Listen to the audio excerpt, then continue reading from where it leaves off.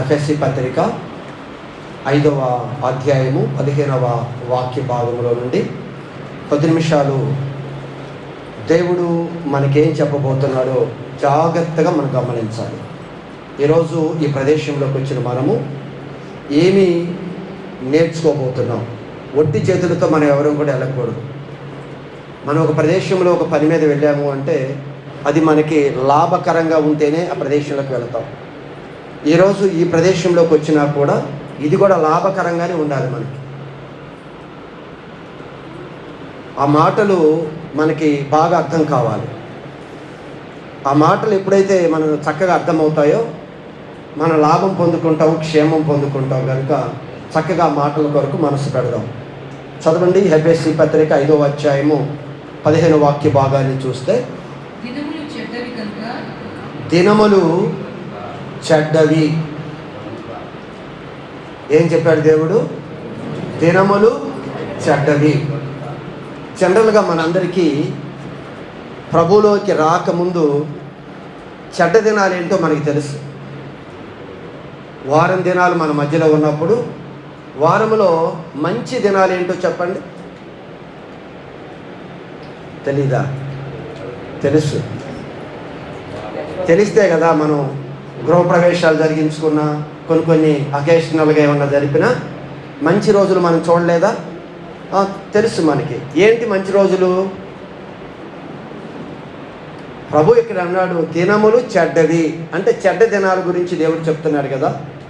ఓ సహోదరుడు ఆ మధ్యకాలంలో నన్ను అడిగాడు, అన్నా అన్ని రోజులు మంచివి అని మీరు గత దినాల్లో వాక్యం చెప్పారు కదా, ఇక్కడ దేవుడు చెప్తున్నాడు చెడ్డ దినములు అని దేవుడు మాట్లాడుతున్నాడు. మరి కొన్ని దినాలు చెడ్డవి కూడా ఉండవు కదా. మరి ఆ ఏ దినాలు చెడ్డ దినాలు, ఏ రోజు మంచి దినాలు చెప్తే మేము ఆ మంచి దినాలు రోజే కొన్ని కార్యక్రమాలు మేము జరుపుకుంటాము అని ఓ సహోదరుడు దీని గురించి అడిగాడు. అయితే మిమ్మల్ని అడుగుతుంది ఏమిటి అంటే, గతంలో మంచి దినాలేవో మంచివి కాని దినాలేంటో మనకి కూడా అందరికీ తెలుసు. మంచి కాని దినాలు ఏంటి? అమావాస్య ఏంటి చెప్పండి. మంచిదా? కాదు. మంచి దినం ఏంటి? మంచి దినాలు ఏంటి?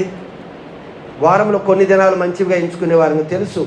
మీరు నోటితో మాట్లాడితే ప్రభు ఏం చెప్తున్నాడో మనకు అర్థమవుతుంది. దీనిలో సిగ్గుపడవలసిన పనేం కాదు. తెలుసు అమావాస్య మంచిది కాదు అని తెలుసు. వారంలో కొన్ని దినాలు ప్రత్యేకంగా మంచి దినాలుగా ఎంచుకున్న వారు కూడా ఉన్నారు. అవన్నీ మనకు తెలుసు. అయితే ఈరోజు క్రైస్తవ సమాజం కూడా మంచి దినాల కొరకే పరుగులెత్తుతూ ఉన్నారు. ఆ మంచి దినం రోజు మనం చేస్తే అంతా మంచిగానే ఉంటుంది అని చాలామంది అపోహలు. కానీ పరిశుద్ధ గ్రంథమైన బైబిల్ ఏం చెప్పింది అంటే, దేవుడు ప్రతి దినాన్ని ఆయన సృష్టించినప్పుడు దేవుడు వాడిన పదం ఏమిటి అంటే ఇది మంచిది అన్నాడు. 6 దినాలు కూడా దేవుడు క్రమంగా ఒక్కొక్క దినాన్ని ఆయన సృజిస్తున్నప్పుడు ప్రతి దినము పూర్తవగానే ఇది మంచిది అని దేవుడు చెప్పాడు. అంటే బైబిల్ వాక్యాన్ని మనం చూస్తే చెడ్డ దినాలు అనేది ఈ భూమి మీద లేనే లేదు. అన్ని దినాలు మంచి దినాలుగానే దేవుడు సృష్టించాడు అనే విషయాన్ని మర్చిపోకూడదు. ఈరోజు క్రైస్తత్వంలోనికి ఇన్ని సంవత్సరాల భక్తి జీవితంలో మనం వచ్చినా కూడా మనిషిలో హృదయంలో ఉన్నది ఏమిటి అంటే, ఏది మంచి దినము, ఏది మంచి గడియలు, ఎప్పుడు చేస్తే బాగుంటుంది, ఎప్పుడు చేస్తే బాగుండదు అనే అదే ఆలోచన మీద మనిషి వెళ్ళిపోతున్నాడే. కానీ అసలు దేవుడు మంచి దేవుడు అయినప్పుడు దేవుడు తన పిల్లలకి ఎప్పుడు కూడా చెడ్డవి అనేవి ఇవ్వడు. ఆయన ఎప్పుడు మంచివే ఇస్తాడు. మంచి దేవుడు కనుక మనకేమిస్తాడు? ఆయన మంచివే ఇస్తాడు కానీ చెడ్డవి ఇవ్వడు. మరి అంత సృష్టికర్త అయిన దేవుడు బైబిల్లో మనం చదువుకున్నాం కదా, ఆయన స్వభావానికి విరుద్ధంగా ఏమీ చేయలేడు. ఆయన స్వభావం ఏంటి? మంచి స్వభావం. దేవుడిది మంచి స్వభావం అయినప్పుడు ఆయన చేసేవన్నీ కూడా ఎలా ఉంటాయి అంటే మంచిగానే ఉంటాయి. 6 దినాలు దేవుడు సృష్టించాడు అంటే ప్రతి దినము ఇది మంచిది. ఒకవేళ క్రైస్తవుడిగా ఇది మంచిది కాదు అని దినాన్ని కానీ నువ్వు ఎంచితే అది పాపము అనే విషయాన్ని మనం మర్చిపోకూడదు. అయితే నువ్వు అడగొచ్చు, అన్నా ఎఫెసీ పత్రికలో ఎందుకు ప్రభు ఇలా రాశాడు? కొంతమంది నన్ను అడిగారు అంటే చాలామందికి సందేహాలు ఉండొచ్చు. ఏమి రాయబడి ఉంది అక్కడ? దినములు చెడ్డవి, దినములు చెడ్డవి అన్నాడు. అంటే చెడ్డ దినాలు ఉన్నాయా లేవా? ఉన్నట్లే కదా మనకి తెలుస్తుంది. అయితే చెడ్డ దినాలు అని దేవుడు దేన్ని బట్టి వాడుతున్నాడో ముందు మనకు అర్థం కావాలి. ఈరోజు మన పిల్లలు ఉన్నారనుకోండి, ఎదిగి వయసు వచ్చిన పిల్లలు ఉన్నారు. వీరిని ఒక కాలేజీకి కానివ్వండి, మరి వేరే ఊరు ప్రదేశంలో ఫంక్షన్కి కానీ పంపించాలి అనుకున్నప్పుడు వారు వెళతామని పేచీలు పెట్టినప్పుడు మనం ఏమంటాము అంటే ఈ రోజులు మంచి రోజులు కాదు. ఏమని వాడతా చెప్పండి? వాళ్ళు వెళతామన్నప్పుడు పరిస్థితులు బాగోలేదు, ఇది మంచి రోజులు కాదు, మనం జాగ్రత్తగా ఉండాలి అని హెచ్చరికలు ఇస్తాం. అలా ప్రతి ప్రదేశంలో కూడా ఈ పదాన్ని మనం ఎందుకు వాడుతున్నాము అంటే రోజు మంచిది అని కాదు, ఈ రోజులు మంచివి కాదు. మనం అంటాం చూడండి, పూర్వకాలంలో మరి ఎలా ఉండేది, ఈరోజు ఈ దినాలు ఎలా ఉన్నాయి, ఈ మంచి దినాలు కాదు అని. ఓ వాహనం వేసుకొని కొత్తగా వాహనం నేర్చుకొని రోడ్డు మీదకి వెళ్ళేటప్పుడు కూడా రోజులు మంచిగా లేవు, నువ్వు జాగ్రత్తగా ప్రయాణం చేసి క్షేమంగా వెళ్ళిరా అని చెప్తాం. ఏది మంచిది కాదు? దినములు చెడ్డవి అంటే దేవుడు సృష్టించిన ఈ వారాలు రోజులు మంచివి కాదు అని కాదు. ఈరోజు దేవుడు ఇచ్చిన ఈ ఆయుష్ మనిషి జీవితాన్ని ముందుకు కొనసాగిస్తున్నప్పుడు ఇవి లోకంలో ఉన్న పరిస్థితులన్నీ మారిపోతూ ఉన్నాయి. ఈ మారిపోతున్న పరిస్థితుల మధ్య దేవుడు అంటున్నాడు దినములు చెడ్డవి, అంతా కూడా లోకమంతా కూడా పాపముతో నిండిపడి ఉంది కనుక నువ్వు జాగ్రత్తగా ఉండాలి అనేది ఇక్కడ దేవుడు ఇస్తున్న ఒక హెచ్చరిక. అంతేకాని దినాలు మంచివే, దేవుడు అన్నీ కూడా పరిశుద్ధపరిచి మన చేతులకి ఇచ్చిన దాన్ని. అందుకే దేవుడు అంటాడు దేవుడు పరిశుద్ధపరిచి పవిత్రపరిచి ఇచ్చిన వాటిని మనిషి అంట ఏమని అనకూడదు, అవి నిషేధించబడినవి, అది మంచిది కాదు అని మనిషి మాట్లాడకూడదు. ఒకవేళ దేవుడు ఒకసారి ఆశీర్వదించి ఏదైతే మనుషులకి అప్పగించాడో అది మంచిది కాదు అనేది మనిషి మాట్లాడకూడదు. కానీ ఇక్కడ దేవుడు ఏమంటున్నాడు అంటే దినములు చెడ్డవి అంటే ఈ రోజులు మంచివి కాదు, ఈరోజు మంచివి కాదు. మన పూర్వ దినాల్లో ఎలా ఉండేది, ఇప్పుడు వచ్చే ఈ దినాల్లో మనం ఎలా ఉంటున్నాం గమనించారా? అందుకే అంటున్నాడు దినాలు మంచివి కాదు. మనమే వాడుతూ ఉంటాం, ఇదిగో ఈ దినాలు మంచి రోజులు కాదు, ఇవి బయటికి వెళ్ళటానికి ఇది మంచి రోజులు కాదు, రోజులు మారిపోయాయి, వెనకటి రోజుల్లాగా లేదు ఇప్పుడు పరిస్థితి అని. అంటే అర్థం ఏమిటి అంటే అంతా కూడా కలుషితమైపోయింది వాతావరణం. వాతావరణం ఎలా కలుషితమైపోయిందో మనుషులు కూడా పాపముతో ఆ విధంగా కలుషితమైపోయి పాప సహితంగా ఉన్న ఈ లోకాన్ని గురించి ప్రభు ఇక్కడ మాట్లాడుతూ ఉన్నాడు. దినములు చెడ్డవి కనుక నీవు జ్ఞానం కలిగిన వాడిగా ఉండి సమయాన్ని నువ్వు సద్వినియోగపరుచుకో. ఏమిటి సమయాన్ని మనం సద్వినియోగపరుచుకోవాలి అంటే దేవుడు మనకిచ్చిన సమయం చాలా తక్కువ. ఈ సమయంలోనే లోకమంతా కూడా చెడిపోయిన పరిస్థితులు ఉన్నప్పుడు ఆ పాపము, ఆ చెడు, ఆ అపవిత్రత నీకు అంటకుండా నీవు మెలకువ కలిగి సమయాన్ని సద్వినియోగపరచుకోవాలి. నువ్వు సమయాన్ని సద్వినియోగపరచుకో. కొద్ది సమయం దొరికిందా అది దేవుడితో గడపటానికి, దేవుడి వాక్యంతో గడపటానికి మనం సిద్ధపడాలి. ఎందుకు అంటే ఇదిగో పరిస్థితులు, రోజులు మంచివి కాదు. రోజులు ఎలా మంచివి కాదంటే ఈరోజు లోకమంతా పాపంతో నిండిపోతున్నప్పుడు మరి పరిస్థితులు ఎలా ఉంటాయో తెలుసా మీకు? దేవుడు ఒక సందర్భంలో నోవాహుతో ఒక మాట చెప్పాడు. ఏం చెప్పాడో ఒకసారి బైబిల్ గ్రంథం ఆదికాండం చూడండి. ఆదికాండంలో దేవుడు నోవాహుతో మాట్లాడుతూ ఇదే విషయాన్ని అక్కడ హెచ్చరిస్తూ ఉన్నాడు, తెలియజేస్తూ ఉన్నాడు. ఆదికాండము 6వ అధ్యాయము 11వ వాక్య భాగాన్ని ఒకసారి మనం చూస్తే భూలోకము దేవుని సన్నిధిని చెడిపోయింది. ఏం చెడిపోయింది? ఏం చెడిపోయిందమ్మా ఇక్కడ? భూలోకము చెడిపోయిందంటే ఏం చెడిపోయింది? భూమి చెడిపోయిందా? ఆకాశం చెడిపోయిందా? భూలోకము అంటే భూమి మీద నివసిస్తున్న మనుషులు ఎలా అయిపోయారంట? చెడిపోయారు అంటున్నాడు.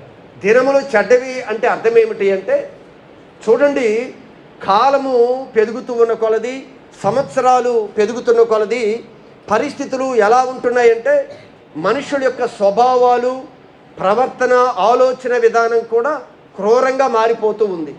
అందుకు దేవుడు ఇక్కడ ఏమంటాడు అంటే, ఏమంటున్నాడు? ఆది కాండములో భూలోకము దేవుని సన్నిధిని చెడిపోయి ఉండెను, భూలోకము బలాత్కారముతో నిండిపోయి ఉండెను. దేవుడు భూలోకమును చూసినప్పుడు అది చెడిపోయింది. దేవుడు అంట భూలోకమును చూసినప్పుడు ఈ భూలోకం ఎలా ఉందంట? చెడిపోయి ఉండెను.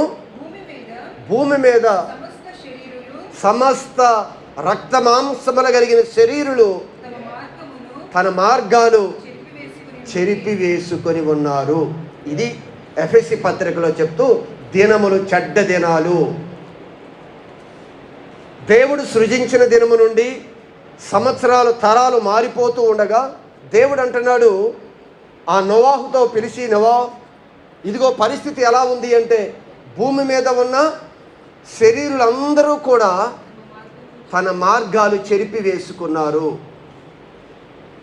దేవుడు ఒక మార్గం చెప్తున్నాడు. మన నడక అవ్వచ్చు, మన మాట అవ్వచ్చు, మన ప్రవర్తన అవ్వచ్చు, ప్రతిదీ కూడా బైబిలు మనకి ఒక మార్గం చూపిస్తున్నప్పుడు అంట మనిషి ఏం చేస్తున్నాడు అంటే తనకు తనగానే చెరిపి వేసుకొని ఇష్టమైన మార్గాన్ని ఎంచుకుంటున్నాడు.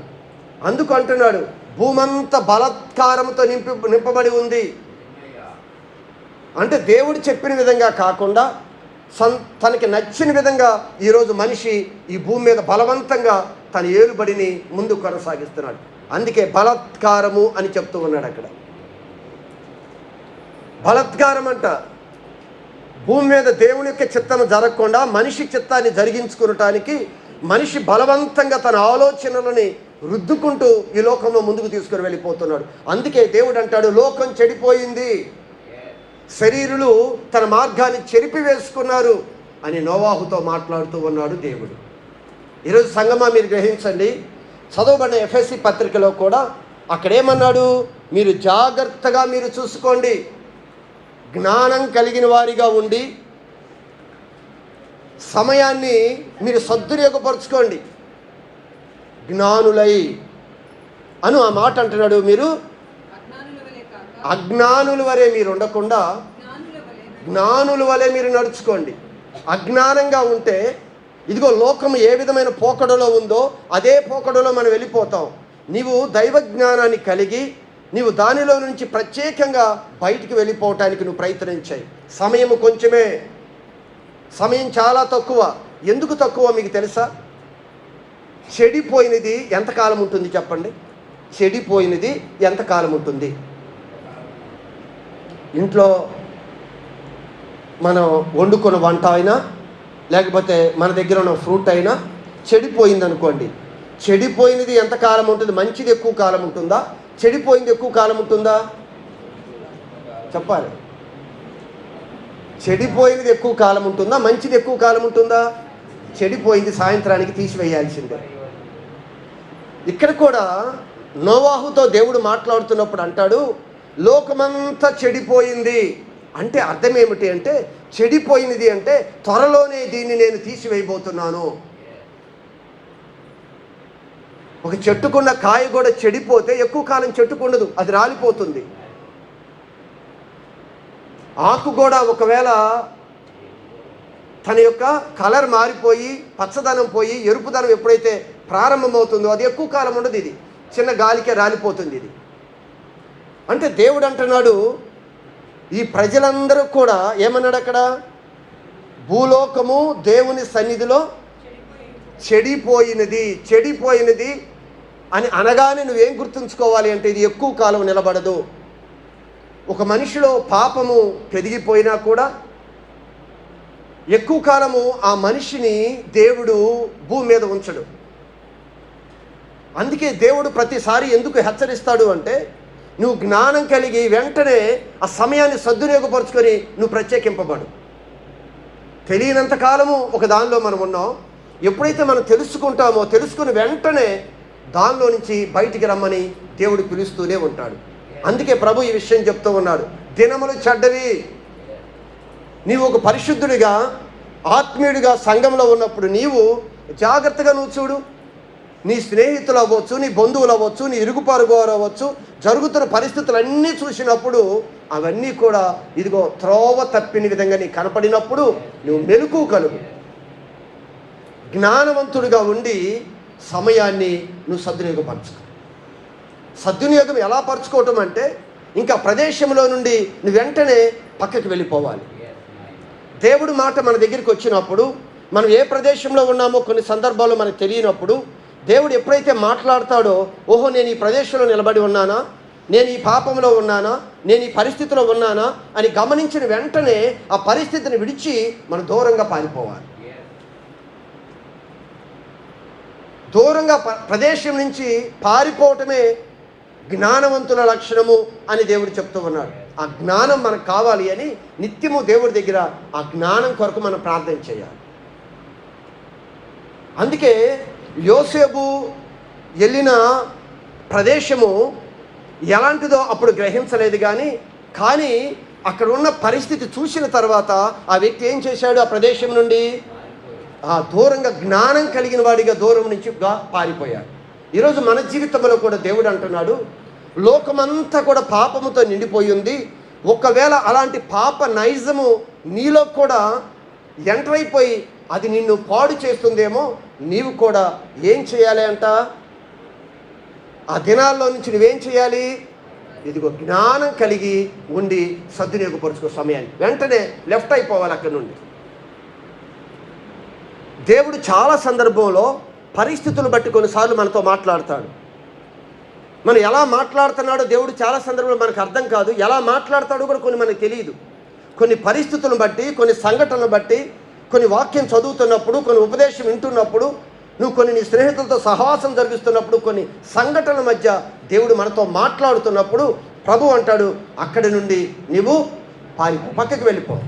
సమయం చాలా తక్కువ, సమయం చాలా తక్కువ. అందుకే నోవాహుతో ప్రభు అంటాడు, దేవుని సన్నిధిలో ఈ భూమి అంతా కూడా బలత్కారంతో నింపబడి ఉంది. బలత్కారం అంటే దేవుని యొక్క చిత్తం జరగనివ్వకుండా మనిషి తన ఆలోచన, తన కోరికల విషయంలో దాన్ని బంధించుకొని బలత్కారంగా ఈరోజు తన జీవితాన్ని కొనసాగిస్తూ ఉన్నారు. అందుకు నోవాహుతో చెప్పాడు. మళ్ళీ చదవన మాట ఏంటో, దేవుడు నోవాహుతో సమస్త శరీరుల మూలముగా భూమి ఎవరి ద్వారా అంట, జంతువులతో కాదంట. ఆ యొక్క జంతువుల గురించి మాట్లాడట్లేదు, కానీ సమస్త శరీరాన్ని ధరించుకున్న మానవుల గురించే మాట్లాడుతున్నాడు ఇక్కడ. సమస్త శరీరుల ద్వారా భూమి ఏమైపోయింది, అది ఎందుకంటే మనిషి దేవుని యొక్క చిత్తముగా అక్కడ స్వచిత్తం ప్రకారము నడిపించాలని ఈరోజు రాజ్యాలు కట్టిన ఎలాంటి విధంగా అధికారాన్ని వాళ్ళు ఉపయోగించి ఏం చేస్తున్నారు ఈరోజు మనకి తెలుసు. న్యాయాన్ని విడిచి అన్యాయంగాను, దేవుడు చెప్పిన క్రమ పద్ధతిని విడిచిపెట్టి అక్రమ పద్ధతిలోను ఈరోజు లోకములో అనేక మంది తన అధికారాన్ని ఉపయోగించుకొని అది అంటున్నాడు, బలాత్కారంగా ఈరోజు ఈ భూమి మీద ఒక నిర్మాణం జరుగుతూ ఉంది, ఒక క్రమం జరుగుతూ ఉంది. అందుకే ప్రభు అంటూ ఉన్నాడు ఆ మాట, కనుక నా సన్నిధిని వారి అంతము వచ్చేసింది. అంతము వచ్చేసింది అంటున్నాడు. పండిపోయింది, పాడైపోయింది, రాలిపోయే టైం వచ్చేసింది. నోవాహుతో చెప్తున్నాడు, అంతము వచ్చింది, అది నేను పూర్తిగా దాన్ని నాశనం చేయబోతున్నాను. ఈరోజు ఎందుకు దేవుడు సమయం కొంచెమే అంటున్నాడు అంటే, జాగ్రత్తగా ఈ మాటల యందు మన మనసు ఉంచాలి. దేవుడు మనకిచ్చిన కృపాకాలంలో మనం ఉన్నాం. ఇది ఎండింగ్ డేస్. కేవలం దేవుడు అనుకున్న సమయంలో ప్రభు రావాలి. ఆ సమయం ఎప్పుడో క్రాస్ అయిపోయింది, గత దినంలో దాని గురించి మీకు వాక్యం కూడా చెప్పాను. మరొకసారి నేను ఆ విషయం కూడా మీతో పంచుకుంటాను. దేవుడు వస్తానన్న దినాలు ఎన్ని, ఆ దినాలు ఎలా కంప్లీట్ అయిపోయాయి, ఎందుకు దేవుడు రాకుండా ఆలస్యం చేశాడు అని నేను ఎప్పుడో చెప్పినట్టు గుర్తు. మరొకసారి ఆ విషయాన్ని మీ ముందుకు తీసుకొని వస్తాను. అయితే ఈ దినాలు పూర్తయిపోయాయి, కానీ మనం ఇప్పుడు ఎలా ఉన్నాము అంటే బైబిల్ చెప్తుంది ఇది కృపాకాలము, గ్రేస్ పీరియడ్. అంటే మన టైం అయిపోయింది, అయినా దేవుడు కృపిచ్చాడు. ఇంకా సమయాన్ని కొద్దిగొంది మీరు సద్వినియోగపరచుకోవాలి. ఎలక్ట్ అయిపోయి మీరు ప్రత్యేకింపబడండి. ఏదైతే ఉందో దాన్ని విడిచిపెట్టి వెంటనే బయటికి రమ్మని దేవుడు ఈ ఉదయకాలం మనందరినీ కూడా పిలుస్తున్నాడు. దేవుడు అంటున్నాడు, ఇదిగో ఈ మనుషులని ఈ దేనితో పాటు అన్నాడు, భూమితో కూడా నాశనము నేను చేయబోతున్నాను అని చెప్పాడు. దేనికి నాశనం చేస్తున్నాడు దేవుడు చెప్పండి. ఇక్కడ మనుష్యులు బలత్కారముతో దేవుడి చిత్తము కాకుండా సొంత ఆలోచన ప్రకారాన్ని ఈ భూమి మీద జరిగిస్తూ ఉన్న ఆ పాపాన్ని బట్టి దేవుడు అంటున్నాడు, ఇదిగో ఈ భూమిని ఇంక నేను ఈ భూమితో పాటు ఈ మనుషులందరినీ కూడా జలముతో నాశనం చేయాలి అనుకున్నాడు. ఇంకేం చెప్పాడు నోవాహుతో చెప్తూ, నోవాహు నీకు ఒక అవకాశం ఇస్తున్నాను.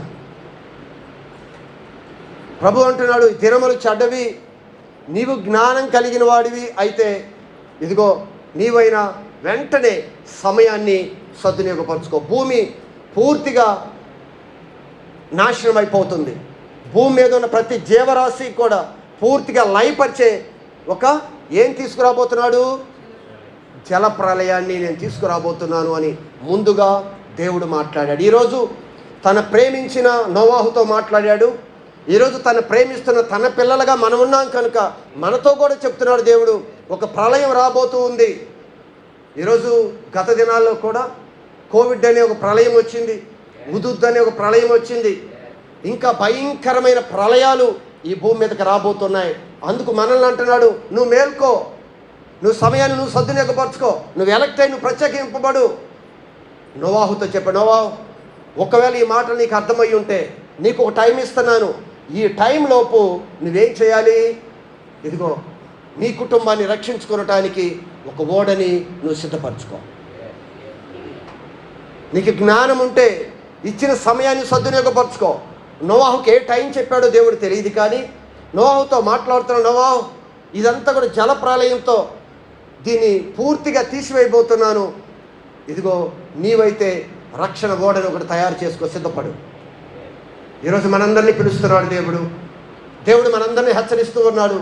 ఇది కృపాకాలంలో ఉన్నాం. దేవుడు ఏ క్షణములైనా రావచ్చు.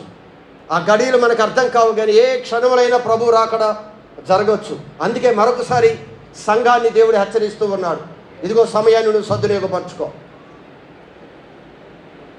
నోవాహు వెంటనే తన యొక్క ఓడని సిద్ధపరచుకోవటానికి తన పనిని ప్రారంభించాడు. అవమానాలు, నిందలు, రకరకాల పరిస్థితులు వచ్చినా దేవుడు మాట తన హృదయంలో ఉంచుకొని వాటన్నిటి మధ్య ధైర్యంగా నిలబడ్డాడు నోవాహు. అందరూ ఎగతాళి చేసి ఉంటారు, ఇప్పుడు ఎందుకు వస్తుందిలే ప్రళయం, ఇప్పుడు వస్తుంది. ఈరోజు ఒకవేళ ఈ రాత్రి దేవుడు మనతో మాట్లాడాడు అనుకోండి, ఇదిగో ఒక ప్రళయం వస్తుంది, ఇదంతా కూడా పూర్తిగా నాశనం అయిపోతుంది, ఒక తెగులు వస్తుంది, ఈ భూమి మీద ఉన్న ప్రతి మనిషికి కూడా పూర్తిగా కూడా తీసివేయబడతాడు అని ఒకవేళ మనతో మాట్లాడితే మనం ఈరోజు లోకం నమ్మిద్దా? లోకం నమ్మదు. ఆ రోజు నోవాహు పరిస్థితి కూడా అంతే. ఎగతాళి చేస్తున్న మధ్యలో తన యొక్క రక్షణ కాపాడుకునటానికి ఆయన ముందుకు ప్రయాణం చేసిన సంఘటన బైబిల్ గ్రంథంలో మనం చూస్తూ ఉన్నాం. ఈరోజు మనతో కూడా అదే చెప్తున్నాడు ఆయన. అంతా కూడా దినాలు చెడ్డవి, చెడిపోయాయి దినాలన్నీ కూడా. మనుషులు హృదయాలన్నీ పాడైపోతున్నాయి. ఇంకా భయంకరమైన పరిస్థితులు రాబోతూ ఉన్నాయి. ఎన్ని భయంకరమైన వార్తలు మనం చూస్తున్నాము గత దినాల్లో కూడా. అదన్నీ చూస్తున్నప్పుడు ప్రభు అంటున్నాడు ఇంకా భయంకరంగా ఎలాంటివి వస్తాయి అంటే, దేవుడు ఒక సందర్భంలో చెప్తూ, అలాంటి దినాలు వచ్చినప్పుడు అంట మనిషి కొండలకి పారిపోతాడంట. ఇక్కడ ఈ భూమి మీద ఇక్కడెక్కడ నిలబడటానికి ఈ ప్రదేశంలో నిలబడలేక తన బంగారాలు, తన వెండి, తను విలువ కలిగి కట్టుకున్న గృహాలన్నీ కూడా ఎలుకలకి గబ్బిలాలకి వదిలిపెట్టి కొండలకి పారిపోయే ఒక దినం రాబోతుందని బైబిల్ తెలియజేస్తూనే ఉంది. అందుకే సమయం తక్కువ. నువ్వు జ్ఞానం కలిగిన వాడిగా ఉండి నువ్వేం చేయాలి అంటే, ఇదిగో నీ యొక్క దినాన్ని నువ్వు సద్వినియోగపరచు, నీ సమయాన్ని సద్వినియోగపరచుకో. దాని నుంచి ప్రత్యేకంగా రా. నువ్వు ప్రత్యేకంగా ఒక రక్షణని, నిన్ను నీ కుటుంబాన్ని కాపాడుకునే విధంగా నువ్వు సిద్ధపడాలి అనేది ప్రభు పిలుస్తూ ఉన్నారు. ఆ దినం వచ్చినప్పుడంట ఎవరు తప్పుకోలేరని భయంకరంగా ఆ మాటలు బైబిల్లో దేవుడు రాయబడి ఉంచాడు. నువ్వు అనుకుంటున్న విలువ కలిగిన బంగారం, వెండి, చాలా లగ్జరీతో కట్టుకున్న మన గృహాలు అన్నీ విడిచి తన ప్రాణాన్ని కాపాడుకునటానికంట కొండలకి పరిగెత్తిపోతారంట, కొండ గృహంలోకి వెళ్ళిపోతారంట మనిషి. ఆ దినాలు మరలా మన మధ్యలో రాబోతున్నాయి. అది ఎన్నో సంవత్సరాలు, ఎన్నో నెలలు పట్టదు. ఒక రాత్రి చిన్న స్వర వినపడితే రేపు ఉదయానికే మనం ఏమీ అక్కర్లా, పూర్తిగా వస్త్రాలు వేసుకోవటానికి కూడా సమయం లేకుండా పరిగెత్తుకొని మన ప్రాణాన్ని కాపాడుకోవడానికి పరిగెత్తే రోజులు రాబోతున్నాయని బైబిల్ చాలా స్పష్టంగా తెలియజేస్తుంది. అందుకే ప్రభు అంటూ ఉన్నారు, దినములు చెడ్డవి, దినములు చెడిపోయాయి, రోజులు బాగోలేదు, ఇప్పుడు పరిస్థితులు బాగోలేదు. దేవుడు కృపాకాలం, దేవుడు కృప చూపాడు, కానీ ఈ కృపని సద్వినియోగపరచుకోకుండా కృపని మనం దేనికో ఉపయోగిస్తూ ఉంటాం. అందుకే మీరు గమనిస్తే బైబిల్ గ్రంథంలో ఆమోసు పుస్తకాన్ని ఒక్కసారి మనం పరిశీలిద్దాం. చూడండి, ఆమోసు పుస్తకము 5వ అధ్యాయము 13వ వాక్య భాగము. ఏమిటి ఈ చెడ్డ దినాలు ఏంటో ఆమోసు పుస్తకములో కూడా ప్రభు ఏం తెలియజేస్తున్నాడో ఆ మాటను చాలా జాగ్రత్తగా గమనిద్దాం. ఆమోసు పుస్తకము 5వ అధ్యాయము 13వ వాక్య భాగము. ఇది చెడు కాలము. ఏమిటంట? ఇది చెడ్డ కాలము, చెడ్డ దినాలు, చెడు కాలము. రోజును గురించి, వారం గురించి ప్రభు మాట్లాడట్లేదు ఇక్కడ. ఇది చెడ్డ కాలము. ఈ కాలం ఎలా ఉంది అంటే, ఈ దినాలు ఎలా ఉన్నాయి అంటే, భూమి మీద అందరూ చెడిపోయిన కాలం ఇది. అందుకే ఆమోసు పుస్తకంలో అంటున్నాడు, ఏమంటున్నాడు? ఇది చెడు కాలము కనుక ఈ కాలములో బుద్ధిమంతుడు ఓరకుండాలి. హల్లెలూయా. ఇది ఏం కాలము? చెడు కాలము కనుక జ్ఞానం కలిగిన వాడివైతే, బుద్ధి కలిగిన వాడివైతే నువ్వు ఎలా ఉండాలి? ఓరకనే ఉండు, నువ్వు మౌనంగా ఉండు. లోకంలో కనపడుతున్న వాటి కొరకు ఆకర్షితులు అవ్వకుండా నువ్వు మౌనంగా నువ్వు ఓరకనే ఉండు. నీకు జ్ఞానం ఉంటే. సమయం కొంచెమే. ఏ సమయంలో ప్రభు రాకడొస్తుందో మనకి తెలియదు కనుక ఆ సమయాన్ని నువ్వేం చేయాలని సద్వినియోగపరచుకో. ప్రభుతో నువ్వు గడుపు, ప్రభువుని సేవించు, ప్రభువుని స్తుతించు. ప్రభు మాట ప్రకారం మన ప్రవర్తన సరిచేసుకుంటూ ఉండటానికి మనం ప్రయత్నం చేయాలి అనేది దేవుడి వాక్యం చెప్తున్న సత్యం ఇది. అందుకే ప్రభు అన్నాడు ఆమోసు పుస్తకంలో, ఏమన్నాడు? ఇది చెడిపోయిన కాలము. ఈ కాలం అంతా ఏమైపోయింది? దేవుని ఇచ్చిన కృపాకాలం ఏమైపోయింది? చెడిపోయిందండి. ఇది చెడు కాలము కనుక ఈ కాలములో బుద్ధిమంతుడు అయితే, బుద్ధిమంతురాలు అయితే ఓరక ఉండు. వాటిలో కల్పించుకోవద్దు, వాటిలో దూరిపోవద్దు. మనకు అనవసరమైన వాటిలోకి మన తల దూర్చుకొని నీవు అపవిత్రపరచుకోవద్దు అని చెప్తాను. ఓరకుండు.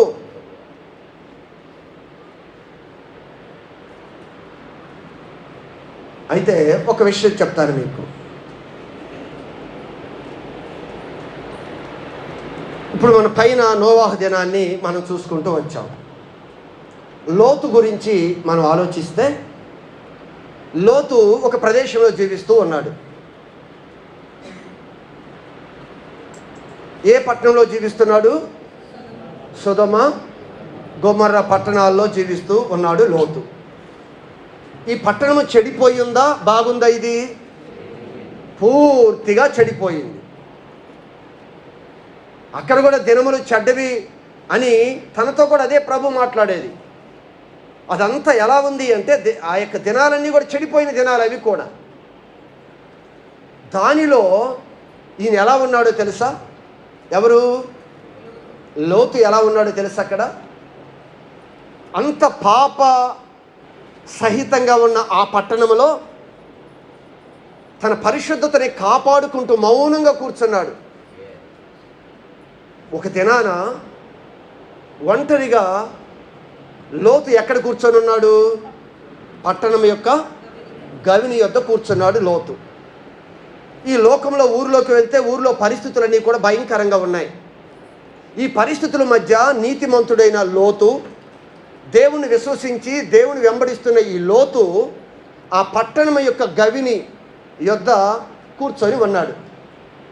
కూర్చున్నప్పుడు కొంతమంది అతిథులు వచ్చారు ఆ పట్టణానికి. వచ్చినప్పుడు ఈయన దేవుని యొక్క ప్రేమ కలిగిన వాడు కనుక వారికి ఆతిథ్యం ఇవ్వాలి. రాత్రి సమయంలో ఇక్కడికి వచ్చారు, వీరు ఏ ఊరు నుంచి వచ్చారో, వీళ్ళు ఎక్కడ పనుకుంటారో ఏంటో అర్థం కాని పరిస్థితిలో వారికి మంచి ఆతిథ్యం ఇవ్వాలి అని అనుకున్నాడు. లోకము అక్కడున్న పట్టణమంతా బలాత్కారంతో నిండిపోయి ఉంటే లోతు మౌనంగా ఉండిపోయి తన యొక్క మనస్సంతా ఎలా ఉంది అంటే, ఇదిగో దేవునికి ఇష్టంగా ఉండే మంచి మనస్సు కలిగి ఆ గవిని యొద్ద కూర్చొని ఆలోచిస్తూ ఉన్నాడు. అయ్యో, వీరు ఎక్కడికి వెళ్ళిపోతారు ఈ రాత్రి సమయంలో? వారికి ఎవరు ఆహారం పెడతారు? ఊరి కాని ఊరు, పట్టణం కాని పట్టణం వచ్చారు వీరు అని వారిని చూసి అన్నాడు, అయ్యా ఒకసారి మా గృహానికి రండి, కొంచెము ఆహారం తీసుకొని కొంచెం రెస్ట్ తీసుకుందరు అని పిలిచాడు లోతు. జాగ్రత్తగా గమనించాలి. పట్టణం అంతా ఎలా ఉంది? చెడిపోయి ఉంది అని బైబిల్ చెప్తుంది. ఎంత చెడిపోయి ఉంది అంటే దేవుడు ఆకాశం నుంచి అగ్ని గంధకాలను పంపి ఆ పట్టణాన్ని నాశనం చేయటానికి నిశ్చయించుకున్నాడు దేవుడు. నోవాహు దగ్గర చెప్తున్న దేవుడు ఇదిగో ఇక్కడ కూడా అదే మాట మాట్లాడాడు. ఎంత పాపంగా ఉంది అంటే ఆ పట్టణము, ఈ లోతు ఆతిథ్యం ఇవ్వటానికి వీరందరినీ గృహానికి తీసుకొని వచ్చాడు, తన గృహంలో పెట్టుకున్నాడు. అయితే ఈ యొక్క ప్రజలందరూ కూడా ఈ వస్తున్న వ్యక్తులను చూశారు. గ్రామం అంతా కూడా నడివీధుల్లో వస్తారు కదా, నడిపించుకుంటూ వస్తున్నప్పుడు వీళ్ళు కొత్తగా ఉన్నారు. వాళ్ళని చూసి ఎంత ఒక భయంకరమైన పరిస్థితి అక్కడ రాయబడి ఉంది అంటే, ఈ లోతు వారిని తన గృహంలోకి తీసుకొని వచ్చినప్పుడు వారందరూ అంట మధ్యరాత్రి వేళ వచ్చారంట ఈ లోతు ఇంటి దగ్గరికి. వచ్చి తలుపులు కొడుతున్నారంట. ఏం కొడుతున్నారు? వచ్చి తలుపులు కొడుతున్నారు. ఎవరు వచ్చింది? యవనస్తులా? ఎవరు వచ్చారు? పిల్లలు వచ్చారా? యవనస్తులు వచ్చారా? ఎవరు వచ్చారంట అక్కడ? బాలురు, వృద్ధులు, ప్రజలందరూ వచ్చారు అక్కడికి. ప్రజలందరూ వచ్చి వారు అంటున్న మాట ఏమిటి అంటే, ఇదిగో ఈ రాత్రి నీ గృహంలోకి వచ్చారు కదా, వారిని మాకు అప్పగించాలి, వారు మాకు కావాలి అని వారితో వాదన చేసుకోవటం ప్రారంభించారు. చూడండి, ఇక్కడ గమనిస్తే ఆ పట్టణం యొక్క పరిస్థితి అంతా కూడా భయంకరంగా ఉన్న పరిస్థితిలో ఇక్కడ చెప్పాడు కదా. ఇక్కడ మన ఆమోసులో మనం ఏం చెప్పాం? ఇది చెడు కాలము కనుక ఈ కాలములో బుద్ధిమంతుడు ఓరకుండును. ఈ వ్యక్తి ఏం చేశాడు అంటే, ఆ పరిస్థితుల మధ్య ఆ పాపం వైపు వెళ్లకుండా తన యొక్క పరిశుద్ధతను కాపాడుకుంటూ మౌనంగా ఉండిపోయాడు. అయితే అక్కడికి తీసుకొచ్చిన వాళ్ళ ఇంటిలోనికి వచ్చిన వ్యక్తులు ఎవరు అంటే, బైబిల్ చెప్తుంది దేవదూతలు. వారు దేవదూతలు అని తెలియకుండానే ఆతిథ్యం ఇచ్చాడంటే ఈ వ్యక్తి. ఎవరో అనుకొని వచ్చాడు. ఆ దేవదూతలు ఎందుకు వచ్చారు అంటే, అసలు ఈ పాపం పరిపూర్ణమైందా? ఇది చేస్తున్న పాపం ఎంతవరకు వచ్చింది? ఈ అక్రమం ఎంత విస్తరించింది? ఇది నాశనానికి దేవుడు సిద్ధపరిచాడు కదా, ఇది పరిపూర్ణమైందా లేదా అని చెక్ చేయటానికి దేవదూతలు ఆ పట్టణంలోకి వచ్చినప్పుడు దేవదూతలు అని తెలియకుండానే లోతు ఆతిథ్యం ఇచ్చి తన గృహంలోనికి తీసుకొని వెళితే ఆ వ్యక్తులతో పాపం చేయాలి అని ప్రజలందరూ వచ్చారంట. అక్కడ జరిగిన సంఘటన మీకు తెలుసు.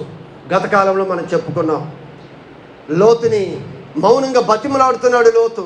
అయ్యా ఊరుకోండి అయ్యా, నాకు వచ్చిన అతిథులు, కావాలంటే నా కుమార్తె ఉంది, లేదా నా పిల్లలు ఉన్నారు, వారిని ఏమి మీరు చేయొద్దయ్యా అని మాట్లాడుతూ ఉండగానే ఇంకా వారితో నీకు మాటలు అక్కర్లేదని చెప్పి లోపల ఉన్న దూత లోతుని లోపలికి లాగివేసి తలుపులు వేసి వారందరికీ గుడ్డితనాన్ని కలుగు చేసిన సంఘటన గత కాలంలో మనం ధ్యానించాం.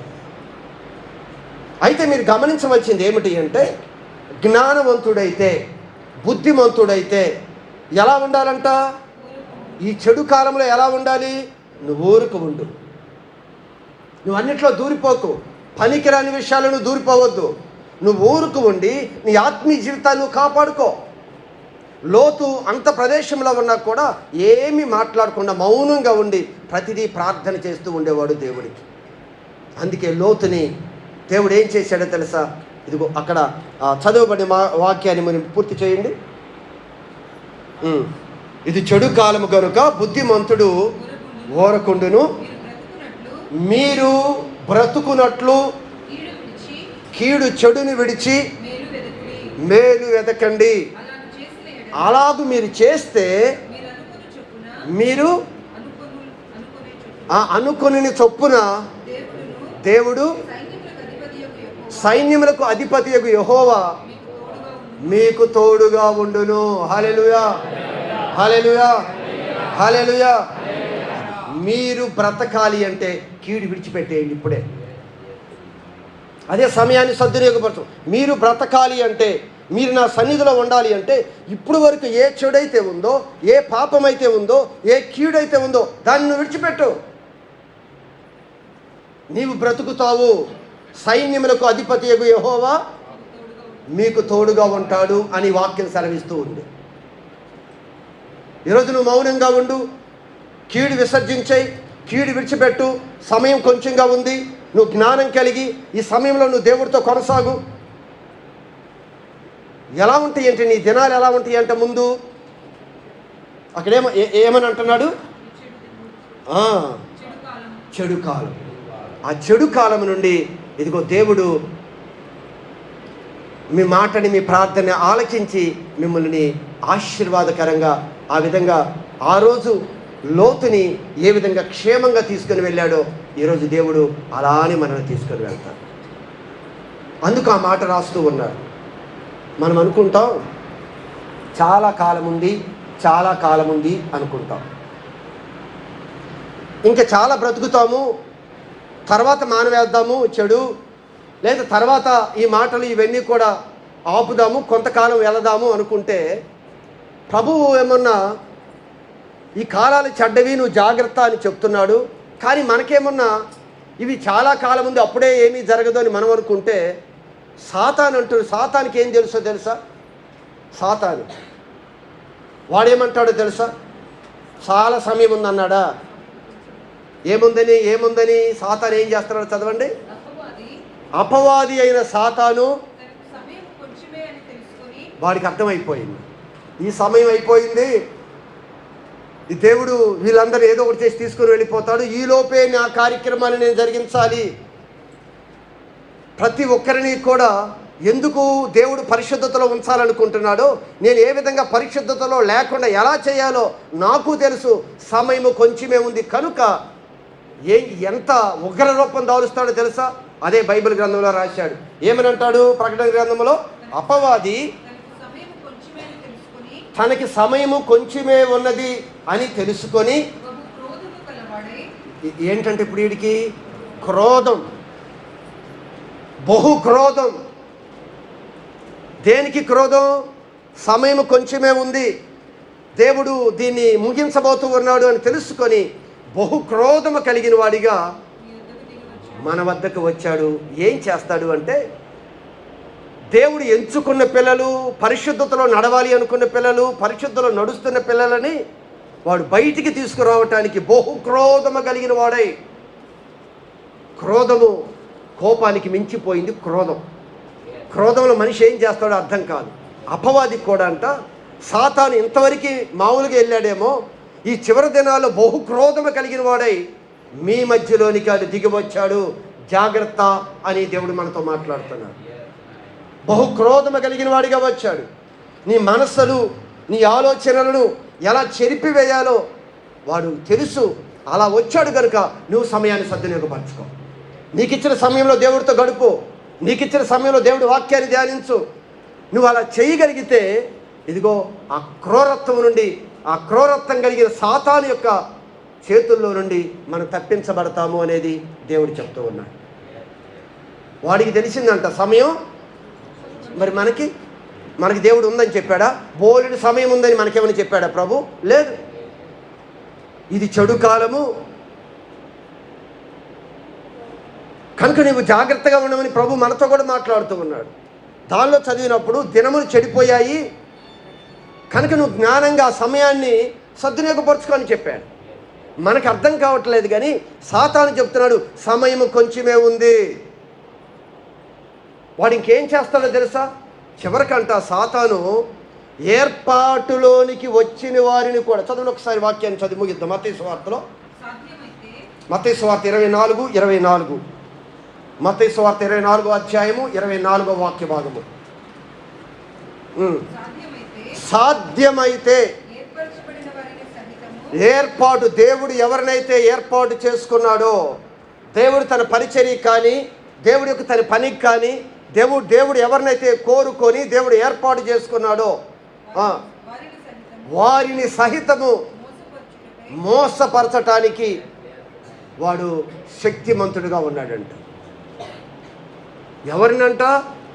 దేవుడి ఏర్పాటులోకి వచ్చిన వారు, దేవుడి చేత అభిషేకించబడిన వారు, దేవుని చేత ప్రతిష్ఠించబడిన వారు, దేవుడి చేత ప్రత్యేకింపబడిన వారిని కూడా ఏం చేస్తారంటే వీడు మోసపరిచే దినాలు వచ్చాయి. అందుకే సమయం కొంచెంగానే ఉంది. వాడు టార్గెట్ అంతా ఎవరిది అంటే, ఎవరైతే దేవుళ్ళు నడవాలి అనుకుంటున్నారో, ఎవరైతే దేవుళ్ళు జీవించాలనుకుంటున్నారో, ఎవరైతే దేవుళ్ళు బ్రతకాలనుకుంటున్నారో వారి మీద టార్గెట్ అంట. అందుకే ఆ మాట రాస్తూ మత్తయి సువార్తలో ఏమంటున్నాడు? సాధ్యమైతే, అది ఏర్పాటులోకి వచ్చిన వారిని కూడా వాడి మీద అంట టార్గెట్. అంటే దేవుని యొక్క ఆలోచనలని, దేవుని యొక్క ఏర్పాటుని దేవుడు సిద్ధపరుస్తూ ఉండగా సంఘాన్ని, ఈ సంఘంలో ప్రత్యేకింపబడిన వారి ముందు కొడతాడంట. అందుకే అంటాడు కదా, కాపరిని కొడితే గొర్రెలు చెదిరిపోతాయి అని బైబిల్ చెప్పింది. గొర్రెలన్నీ చెదిరిపోవాలంటే ఒక్కొక్క గొర్రెని కొట్టక్కర్లేదంట. కాపరిని కొడితే గొర్రెలు చెదిరిపోతాయి ఆటోమేటిక్గా. అది సాతాను యొక్క కుయుక్తి. అందుకు వాక్యం చెప్తుంది, సాధ్యమైతే దేవుడు ఏర్పాటులోనికి వచ్చిన వారిని సహితం మోసం చేస్తాడంట. అది ఎలా మోసం చేస్తాడో తెలియదు నీకు నాకు. ఏ విధంగా మోసం చేస్తాడో, ఏ విధంగా మన కళ్ళు కప్పుతాడో, ఏ విధంగా మనకి నిద్రమత్తులోకి తీసుకుని వెళ్తాడో, ఏ విధంగా అజ్ఞానంలోకి తీసుకుని వెళ్తాడో, కానీ వాడు పని పూర్తి చేయటానికి బహు క్రోధము కలిగిన వాడై సాతాను మీ మధ్యలోనికి దిగి వచ్చాడు. సమయం తక్కువ, ఇదిగో నువ్వు సద్దున జ్ఞానం కలిగిన వారిగా ఆ సమయం ప్రభుతో మీరు గడపండి. దినాలు బహు చెడ్డవి, దేవుడి దృష్టిలో అన్నీ పాడైపోయాయి, అంతా కూడా అపవిత్రంగా ఉంది. ఏ క్షణంలోనైనా దేవుని యొక్క ఉగ్రత ఈ భూమి మీదకి దిగబోతుంది. ఎన్నో ఉగ్రతల మధ్య దేవుడు కాపాడుకుంటూ వచ్చాడు.